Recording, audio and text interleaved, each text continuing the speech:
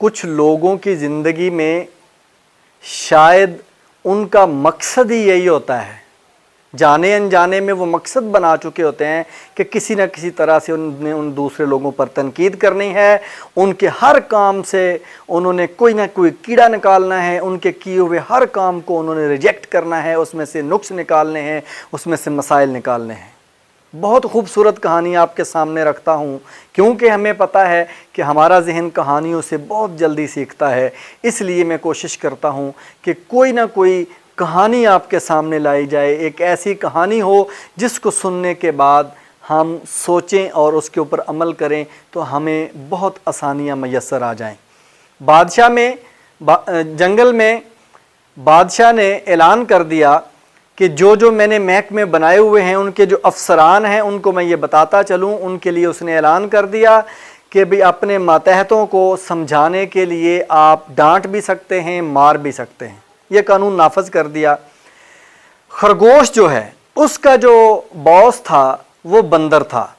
बंदर ने अगले दिन दफ्तर में आते ही खरगोश को बुलाया और खरगोश को कहा कि भाई आपने सर पे टोपी क्यों नहीं पहनी, और उसको एक थप्पड़ लगाया। खरगोश ने कहा कि बॉस, मेरे कान जो हैं वो लंबे हैं, इनके ऊपर टोपी नहीं ठहर सकती। अगर मैं टोपी पहनूंगा तो टोपी गिर जाती है, कभी इस साइड को कभी इस साइड को, मैं टोपी नहीं पहन सकता। उसने बोला चलो भाग जाओ यहाँ से। एक और थप्पड़ लगाया। अगला दिन हुआ, अगले दिन फिर यही मामला हुआ। खरगोश इसी तरह अटकेलियाँ कर रहा था, खेल कूद रहा था अपने एरिया में, जो से एरिया बताया गया था। बॉस उसका जो बंदर था वो आया और उसने बोला इधर आओ, तुम्हें कल भी कहा था तुमने टोपी क्यों नहीं पहनी। उसने फिर थप्पड़ लगाया, उसने वही एक्सप्लेनेशन दी।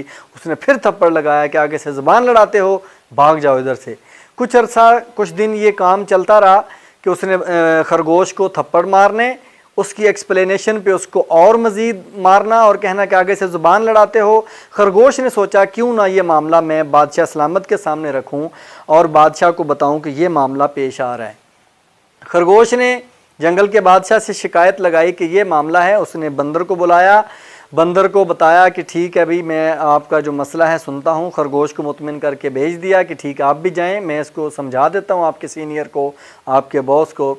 खरगोश वहाँ से दफ्तर से, बादशाह के दफ्तर से निकल के बाहर आ गया, बाहर खड़ा हो गया और बंदर को अंदर बादशाह समझाने लगा।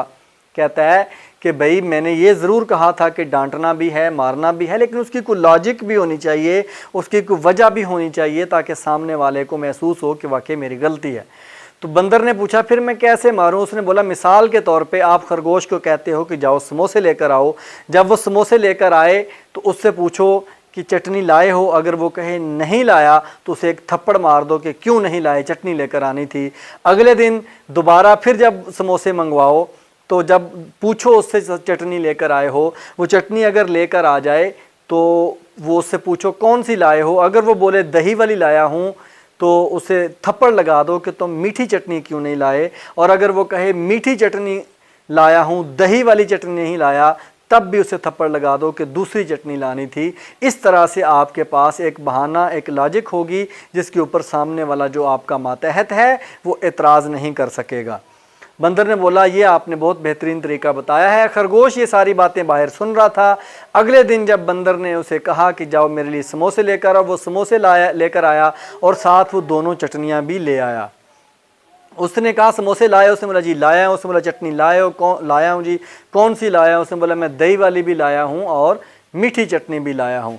उसने कहा अच्छा। उसने उसे थप्पड़ मारा ज़ोर से। उसने बोला तू मैनू दस तू टोपी क्यों नहीं पाई, तू मैनू दस तू टोपी क्यों नहीं पाई। यानी कुछ लोग ऐसे हैं, उन्होंने सारी चीज़ें पूरी हो जाएंगी, आप लॉजिकली भी सही होंगे, आपके दलाइल भी ठीक होंगे, आपके काम भी ठीक होंगे, बहुत बड़ी तादाद में लोग भी आपको अप्रिशिएट कर रहे होंगे, आपके साथ खड़े होंगे। लेकिन कुछ लोग फिर भी ऐसे होंगे जिन्होंने तनकीद ही करनी है, आपको नीचा ही दिखाने की कोशिश करनी है, आपको गिराने की ही कोशिश करनी है।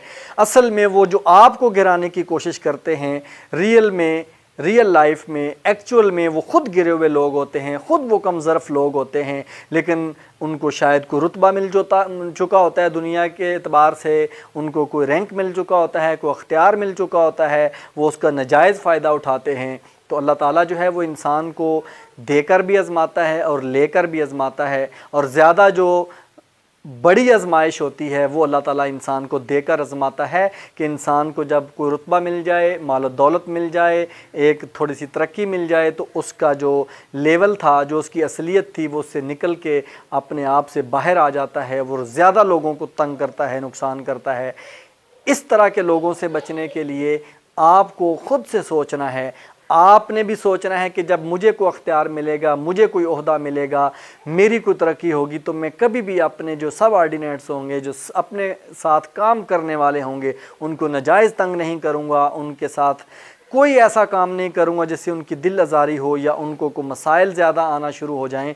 तो आप भी बच जाएंगे, दूसरे लोग भी बच जाएंगे।